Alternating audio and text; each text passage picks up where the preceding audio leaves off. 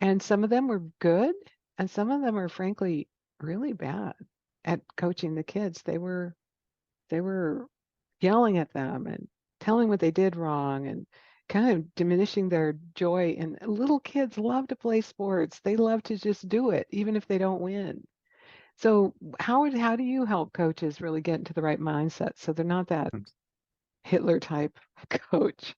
That's, that's an interesting. Those are great questions, and you said a couple things that are really important when you talked about. You said your example of your kids and rec leagues, and you're right. At that level, it's a lot of volunteer coaches, Yeah. and actually they're all volunteers for the most part, and they just they want to help the community, they want to be involved and stuff, but unfortunately, they don't have the proper always they don't have the proper training that's needed.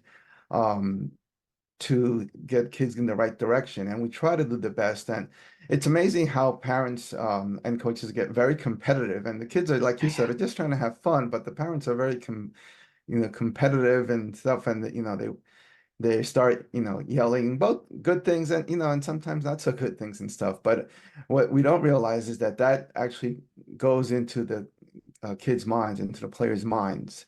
And if they're always being told things that they need to do better, to do better is not a bad thing, but if they're always being criticized of why'd you miss this ball or why are you slow, all those things add up. And it's not easy in any sport, and especially a lot of the times when you're in the rec leagues, kids are just trying to figure out what they like.